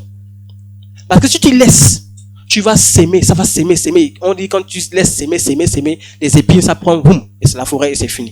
Et c'est pour ça que vous voyez quelqu'un qui avait bien commencé avec le Seigneur, il retourne dans le péché. Parce qu'il ne s'est pas laissé interpeller. Amen. Donc c'est très important, frère. C'est très important. Vraiment, je vous encourage. Ne relaissez pas la possibilité que Dieu vous donne de discerner des choses. Non. Et c'est un don. C'est un don que Dieu t'accorde. Il te dit non, toi. Regarde, il y a quelque chose qui se passe en l'église. Toi, les autres ne voient pas. Hein. Vraiment, nous tous on est là, bernés. Boum, boum. Vous assure, vous allez voir les gens qui vont venir ici. Oh non, moi je suis un grand pasteur. Hein. Oh non, j'ai prêché dans les grandes églises. Hein. Mais non. Toi, les autres, oh vraiment. Tu vois, une chante qui arrive. Oh non, moi je chante, j'ai une belle voix, je chante depuis longtemps. Frère, si tu te laisses berner par, je chante bien là. Vous allez passer à côté, vous allez faire entrer les démons. Comme on dit, un feu étranger dans l'église. Mais qu'est-ce qui va faire distinguer ça? C'est le discernement de chacun. Je distingue. Peut-être que vous ne savez pas, hein. Dans l'église là, on a eu des voyous qui sont rentrés. Vous n'avez pas vu, hein? Ah oui, on a eu des voyous qui sont rentrés. La grâce, c'est qu'il y a des gens qui discernent. Ils ont dit, il y a quelque chose qui se passe qui est flou là. Il y a quelque chose de fou. Tout de suite, on a interpellé. Et la sémence qui avait commencé à être faite là. Voilà pourquoi je dis souvent il y a des choses que vous ne voyez pas, hein? Que nous, vraiment dans la grâce, avec certains dans l'église. Voilà pourquoi je dis, frère, ne marchez pas comme des hommes charnels. Marchez comme des hommes et des femmes spirituelles. L'église a besoin des hommes et des femmes spirituelles. Vraiment, je vous assure. Vous savez, à un moment, j'avais les pensées qui me venaient et dit, avoir une église où tu as les femmes. Et j'ai pensé beaucoup plus aux femmes. C'est-à-dire une église où tu vois les femmes qui, elles, quand on voit quelqu'un dire des choses, elles interviennent tout de suite. C'est une pensée qui m'est venue à cœur. C'est-à-dire qu'elles ne sont pas là pour regarder les choses, non. C'est que, dès qu'elles voient un détail, elles réagissent aussitôt. C'est pas ce qu'on comprend un peu. C'est-à-dire que c'est cette capacité à une femme de discerner tout de suite que là, il y a quelque chose qui ne va pas. C'est-à-dire qu'au milieu de l'église, elle va mettre quelqu'un qui s'agite, elle dit non. Je me laisse pas emporter par le mensonge. Il y a quelque chose qui ne va pas. Et c'est la vigilance. Vigilance. Vigilance. Mais ça, là, on ne pourra arriver que si l'église discerne. Je dis que l'église va grandir. L'église va grandir. Et on a la foi que ça va grandir. Mais vous imaginez une église de 200, 300, 1000 personnes. Le pasteur ne peut pas gérer tout ce monde. Il aura besoin des membres de l'église. Il aura besoin des diacres. Il aura besoin des diacres. Il aura besoin des responsables qui ont pris. Qui sont les hommes et les femmes spirituels. Qui vont dire, ah, le pasteur là-bas, il ne peut pas prendre tout le monde. Moi, je remarque qu'il y a quelque chose là. Être capable de voir quelqu'un qui s'agite, un démon qui commence. Eh oui, il part et vous êtes là en pleine prière. Mais tu sens qu'il y a quelque chose qui ne va pas. Il y a quelqu'un qui est animé par un démon. Mais le démon ne va pas te montrer qu'il est là. Tu vois, juste tu vois les comportements bizarres. Tu discernes. Vous n'avez pas encore vu. Excusez-moi, peut-être que je vais peut-être tirer un peu long. J'espère, ok. Il me reste encore 10 minutes. C'est-à-dire que, pendant que vous êtes en train de prier, vous allez voir quelqu'un, il sort, c'est mon film, il part.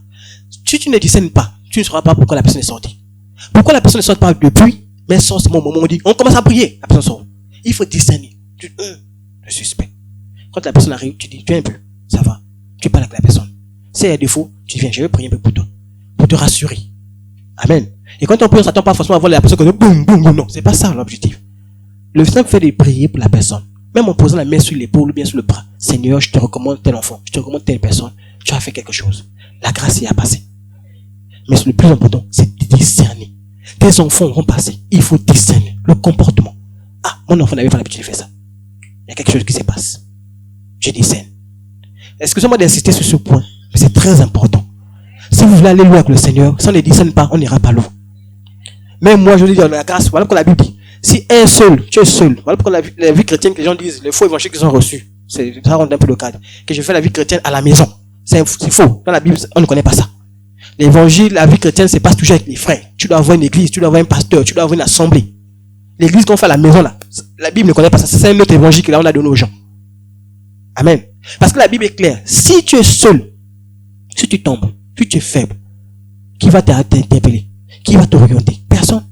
Alors que quand vous êtes deux, le frère te dit, ah frère, attention. Donc la Bible dit, là où 2, 3 sont assemblés, le Seigneur, il a nous. Donc reste, cherche une église, cherche les frères avec qui tu seras. Amen. Voilà pourquoi j'insiste, frère. Ne laissez pas. Si vous le laissez, la sémence qui va rentrer là, vous allez seulement constater les fruits plus tard. Parce que vous n'avez pas discerné. Amen. Gardez-vous des faux prophètes. Ils viennent à vous en vêtements de brebis, mais au-dedans, ce sont des loups ravisseurs. Donc, il faut faire attention. Les gens qui vont te parler, ils vont venir vers toi. Hein. Mon tant que chrétien. Hein. Je prends de mon temps que chrétien. Parfois, tu vas même voir un monsieur, il vient te dire, toi, tu es célibataire, tu cherches le mari. Mais il vient. Je dis, oh non, je suis aussi sur la recherche de quelqu'un, voilà. Mais tu ne sais pas. C'est un loup qu'on a envoyé pour te détourner. Et quand il te détourne, c'est que le plan de Dieu commençait. Il est venu seulement dévancer le plan de Dieu pour toi. Il est venu dévancer. Parce que Dieu avait commencé à dire, la bénédiction arrive. Il dévance pour que tu ne rentres pas dans la position de ça. Bien aimé, ne vous fiez pas à tout esprit, mais éprouvez-les. Donc quand l'esprit commence à dire, je prophétise. Et c'est là où je disais au départ, le premier chez nous, c'est quand on dit, non, tu seras riche. Non, tu seras ceci. L'apôtre Paul, un des mots est venu dire, voici les hommes de Dieu. Ils font le service pour Dieu. Il est venu. Est-ce que c'est mauvais ce que l'esprit te dit là? Non. L'esprit dit, c'est pas mauvais. Même au moment donné, l'apôtre Paul est venu dire, toi, esprit piton, sors de là. L'esprit sortit de la personne. Parce qu'à un moment donné, les flatteries là, il dit non, moi je suis pas là pour les flatteries. Je suis pas là pour que tu me dises qui je suis. Tu imagines, on vient te dire, hein, sœur, oh mais femme de Dieu, chante pour le Seigneur. Quand elle chante, les anges descendent. Et ça te flatte, non? Oh, tu dis, oh, c'est comme moi là. Oh, quand même moi là quand on chante, non? Alors, on a été flatté. Et si tu rentres dedans, tu es foutu. Tu es foutu. Tu es foutu. À force des paroles doucereuses. À force des paroles doucereuses. Beaucoup sont tombés. Doucereuses. Attention quand tu dis des belles paroles là. Sauf si c'est le monsieur ou madame. Là c'est bon. C'est bon non? Voilà. Parce que quand là-bas ça diminue, tu es suspect. Pourquoi ça a diminué? Avant c'était beaucoup, c'est parti maintenant un peu pourquoi. Amen. Donc à force des paroles doucereuses, il faut faire attention. Éprouver les esprits. Pour savoir s'ils sont de... Car plusieurs faux prophètes sont venus dans le monde. Donc pour savoir, est-ce que c'est de Dieu ce qu'on me dit là? Ce qu'il raconte là, c'est vrai, ça vient vraiment de Dieu. On te dit, voici ce que tu dois faire. Tu dis, voilà quand tu as un songe, ne fais pas le songe pour dire, bon, j'ai reçu le songe, c'est bon. Non, examine le songe. Éprouve le songe pour dire, est-ce que dans la Bible c'est écrit ça? Est-ce que Dieu est d'accord avec ça? Moi, chaque fois que je faisais un songe, je venais voir Papa Idriss, dis-moi un peu. Je fais un songe, c'est comme ça là, dis-moi un peu. C'est quoi? Est-ce que c'est bon ça? Lui et moi ensemble, il me dit non, oui, c'est vrai, dans la parole de Dieu, il y a eu ça. Je dis, ah, ok, ça me rassure. Vous voyez un peu. Dès que c'est pas en conformité avec la parole de Dieu, je dis, suspect. C'est là qu'on commence à prier. Au nom de Jésus, on prie ça. Au nom de Jésus, je détruis ça. Non. Voilà pourquoi dès que tu as eu un songe ou tu as eu un songe bizarre, n'attends pas demain pour prier. Dès que tu te réveilles là, prie. Amen. Et quatrième étape, qui est aussi si facile que ça, on examine les fruits. On a dit, vous les reconnaîtrez à leur fruits. Les fruits de l'enseignement, la vie et le ministère de ceux qui prêchent l'évangile doivent correspondre à la sainteté, à la justice et à l'amour de Dieu. Donc, vous me voyez, vous me regardez. Je suis sûr que vous avez il y a longtemps, ceux qui sont restés longtemps avec moi, ou bien ceux qui me connaissent, ont eu le temps de me regarder. Amen. Ont eu le temps de regarder les pasteurs. Vous dire, est-ce que c'est vraiment les vrais pasteurs? Je suis sûr que même quand tu venais au début, tu disais, bon, on va essayer d'abord de voir. Parce que moi, je faisais ça, je ne me cache pas. Quand je voyais qu'un homme de Dieu qui venait devant moi, je dis, ok, je ne refuse pas, mais je t'observe. Ça veut dire que je peux faire un an comme ça, tu t'observes. Amen, amen. J'attends. Quand tu te comportes bien, ok, tu me convaincs. Plus tu me convaincs, plus je marche avec le Seigneur. Vous voyez un peu? C'est-à-dire, plus je m'accroche, plus je te fais confiance. Mais, il y a beaucoup que j'ai observé. Demain, tu vas dans le bar en train de danser. Mon Dieu. Celui qui m'a parlé de Dieu là, c'est lui qui est en train de boire le vin. Quand je dis boire le vin là, c'est vraiment pas bêté, hein. Boire le vin, fumer, tout ça là mélangé. Je dis, mettons. Voilà pourquoi je dis aux jeunes. La dernière fois, pour ceux qui sont arrivés, on parlait de la responsabilité en tant que chrétien. Quand on devient enfant de Dieu, on prend une part de responsabilité. La même manière que quand tu as eu un enfant, automatiquement tu deviens responsable.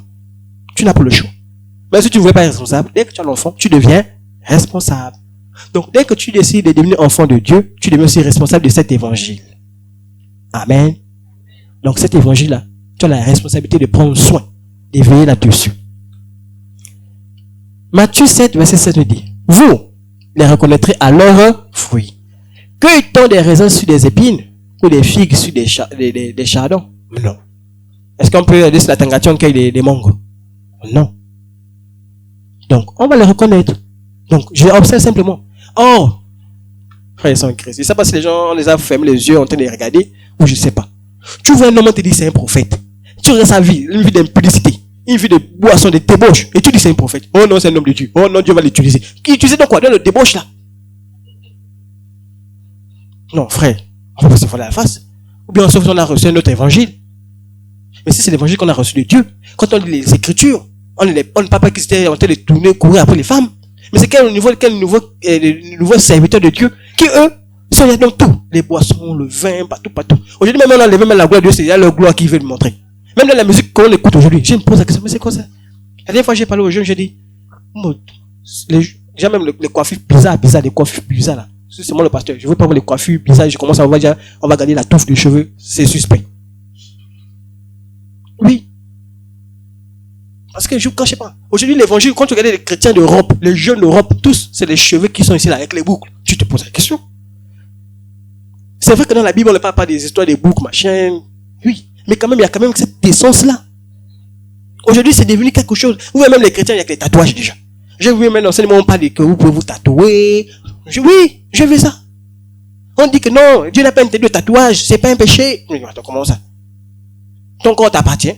Est-ce que Dieu t'a dit de te tatouer? Nous voyez ça partout.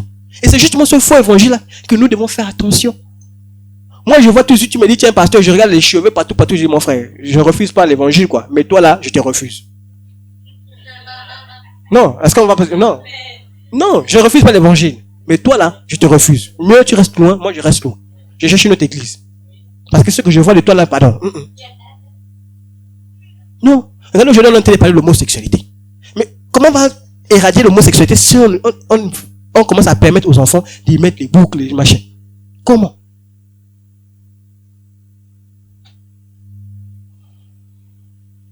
Frères, c'est en Christ. L'évangile que nous avons reçu, c'est cet évangile que nous devons embrasser. L'évangile qu'on a supporté, qui nous amène là où nous sommes. On doit tenir ferme. Ne détériore pas cet évangile. Tu as reçu, reste fidèle à cet évangile. C'est pas toujours facile, je sais. que parfois tu as besoin d'avoir des bénédictions vite. Mais tu regardes l'autre à côté. Tu dis, mais lui, il avance. Moi, j'avance pas. Ah, Seigneur, je fais comment? Je suis tenté. Je fais comment? Je suis tenté. Je dis, ah, ok. Regardez ce serviteur de Dieu qui a dit, il regarde les païens. On train de faire la fête. Il dit, waouh. Parfois, même les chrétiens ont train de faire la fête. Il dit, waouh. Au moins eux. Nous, là-bas, nous avons mis la prison. On ne doit pas en sortir. On ne doit pas même aller voir les parents. Même, il fait, tu as peur. Le problème, c'est pas que tu as peur, le pasteur. C'est que tu as compris le vrai évangile. Aujourd'hui, on te dit, voilà, il y a eu un décès. Va faire ceci. Tu dis, ah, parent. Voilà pourquoi si c'est toi-même, toi et Dieu. Nous, on te prêche l'évangile, et après toi-même, tu en fais ce que tu veux. Si tu es à terre pour diminuer, pour dire, bon, là, il a dosé ça, moi, je diminue comme ça, je prends ça, et puis c'est ça là que je prends. C'est toi-même. Le problème, au moins, moi, je ne serais pas fautif. Moi, pasteur, je ne l'aurais pas menti. Je t'aurais dit la vérité. Si tu retournes en enfer, c'est toi-même qui as choisi. Tu auras fait au moins ton choix. Mais moi, je te dis la vérité. Et selon ce que la parole de Dieu dit. Amen. Donc, soyons durs. C'est pas facile. Vraiment, je vous assure. S'il y avait les, je vous ai même dit ici, si tu venais au monde, chacun venait au monde, disait, choisis là où tu vas naître. Il n'y aura personne en Afrique. Il n'y aura personne en Afrique. Il ne faut pas qu'on se voit la face. Il n'y aura même pas de noirs. Il n'y aura pas de noirs. Il n'y aura pas de noirs. Tout le monde sera, je ne sais même pas quel teint on aura. Les yeux là, il n'y aura pas les yeux noirs là. Les cheveux comme nous là, il n'y aura pas ça. Ah ben oui, hein. Chacun choisira son corps. Il va dire non, ça je ne veux pas. Non, comme ça, oui, ça c'est bon. Non, ça, Mais on n'a pas eu la possibilité de choisir. Frère, on est venu là où on est venu. On est venu là où on dit il y a la chaleur. On souffre avec ça. On va se plaindre parce qu'on est né au Gabon. On va se plaindre parce qu'on est né Teke ou Nzebi. Non. On va se plaindre parce qu'on est Gabonais. Non. Tu acceptes ça et tu avances. Ça, quand je te dis, tu assumes ce que tu es. Quand tu n'assumes pas, tu te fais mal. Tu n'acceptes pas que tu es noir, tu vas te faire mal.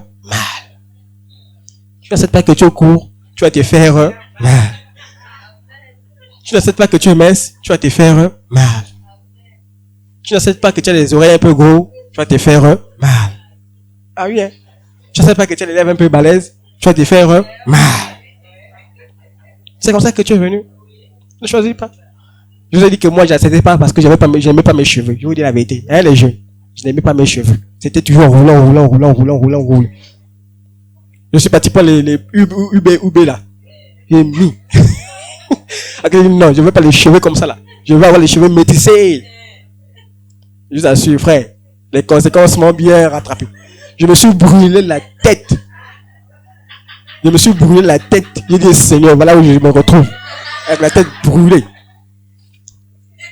Quand, vous savez, non, les femmes, vous savez que ça brûle, non? Je vous dis brûler. C'est ma mère qui tentait de m'enlever ça avec la gilette, comme ça, tac. Quand elle allait, tu vois, comme ça fait la bouillie sur la tête, comme ça, pourri. Je dis, voilà, cheveux que je voulais. Donc, c'est pour dire, frères et sœurs en Christ, acceptons tel que nous sommes. Accepte la maman que tu as reçue. Accepte le père que tu as reçu. Est-ce qu'ils sont parfaits? Non. Mais c'est les parents que Dieu m'a donnés. Amen. Je pars avec ça. Dès que tu commences à régner qui tu es, les problèmes commencent. Voilà pourquoi acceptons-nous. Et ça, c'est à cause de ça. Les gens vont venir te mentir parce que tu ne veux pas accepter ta condition. Dieu m'a dit, ah, voilà, je vais commencer par là. Moi, je commence avec ça. Vous savez, je vous ai dit que moi, je quitte du bas. Je monte avec le Seigneur. Je quitte vraiment du bas. C'était difficile. Je fais confiance à Dieu. Je pense que la même grâce que Dieu m'a eu à me faire, Dieu peut te faire aussi. Mais en condition que tu acceptes ton état. Et que tu veux que le Seigneur t'accompagne pour changer. Pour changer. Voilà pourquoi il dit, ceux qui me suivent, porte sa croix et il me suit. Et quand tu le suivras, tu verras les choses vont avancer. Amen. Et je termine avec ça. L'évangile de Jésus-Christ est la meilleure nouvelle que l'on puisse entendre.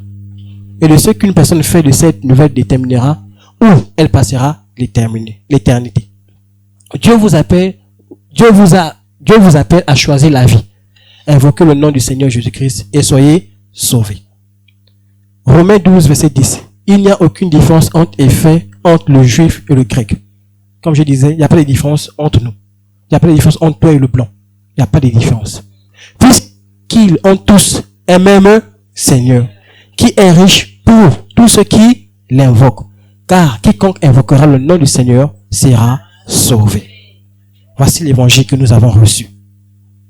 l'évangile que nous avons reçu. Voilà pourquoi je prie, frère. De la même manière qu'on a manqué la marque Adidas. Ne restez pas, ne détériorez pas l'original que vous avez reçu. Gardez cet original. Quand tu vois un frère dans le péché, ne juge pas les gentils. Ne fais pas la compassion dans le péché. On ne fait pas la compassion dans le péché. Mon frère, tu es dans le péché, sors. Je te dis clair. Tu es dans la fornication, sors. La grâce, au moins, je suis passé par là. Donc, en fait, c'est solide sur moi pour te dire ça. Comme tu n'es pas passé par là, tu sais pas qu'est-ce que l'autre vit. Mais je suis passé par là. Sors de là où tu es. Je sais pas comment. Bats-toi et sors. Sois fortifié. Tout le monde l'aide à Dieu pour qu'il t'encourage. Et sors de là. Et sers le Seigneur totalement. Amen. On va baisser la tête rapidement et dire merci à Dieu pour son amour et sa fidélité.